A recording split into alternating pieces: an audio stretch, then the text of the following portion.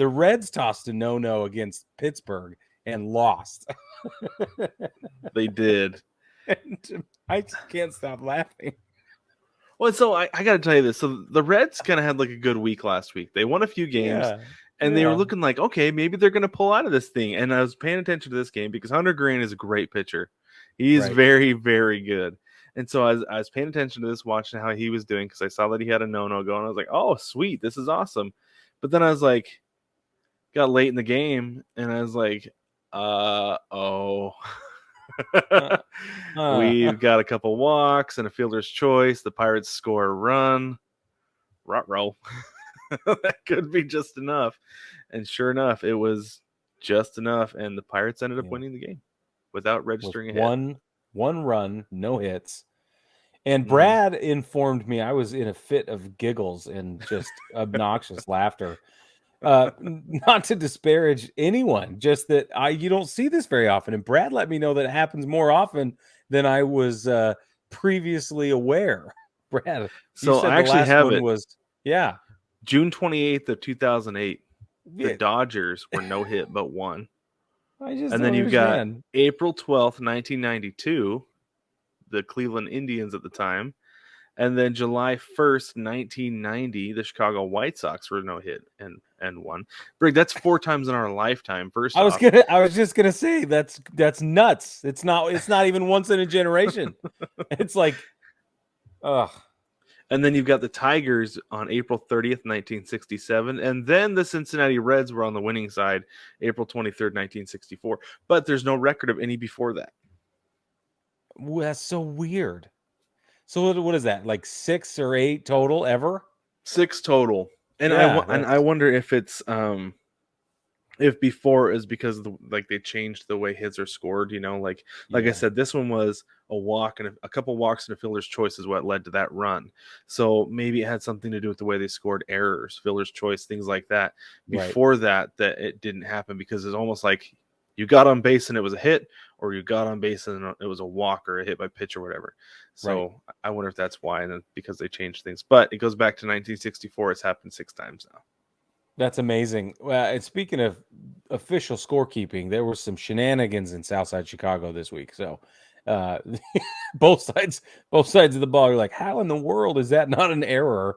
But I guess we'll give the guy a hit instead. That happens sometimes, you'll especially get home cooking because that's what it was. The Mariners, the Mariners are playing the Mets this weekend, and there was a really hard hit ball. I think it was Adam Frazier, and I was like, oh dang, that's a tough play. They're gonna give him an error on that. Okay. Very interesting. A little bit of home cooking, but all right. But anyway. So we have to talk about combined no-nos one more time, just while we're on the topic of no-hitters. Brad, is a combined no-no for you anything special at all? If it is how does it compare to a complete game no-hitter for you personally? I honestly, so this one with the Reds, I mean, technically, I don't know how much of a no-hitter it was because the Reds pitched 8 innings. Right. Yeah. Hunter Greene went 7 1/3, whatever reliever is, I can't remember off the top of my head, went 2/3 of an inning, and he was the one responsible for the run. So if Hunter Greene hadn't had his pitch count so high at that point, they would have kept him in. And maybe they would end up winning the game. I don't know. But that feels like more of a no-hitter than some of the ones we've seen because the Mets had a combined no-hitter earlier this year. Right. Which was their first in franchise history or something like that, right? It's got to be their first combined because they had guys. That's what I mean. First combined. Tom Seaver. And it makes sense because it's something we're going to see way more often now. Reed Detmers threw 108 pitches, and I feel like that was scraping the top. Yeah, like really throwing him a bone. Like, hey, you've got 2 pitches to end this game, or you're coming out because I'm not letting you get up above 110 for sure. We're kind of playing with things a little bit, going 108. I bet Madden was not loving that. I totally believe you. I think you're absolutely right. But that's why we're going to see way more combined no-nos, and it's going to be it's going to be more common. It's going to be something that's a little more socially accepted.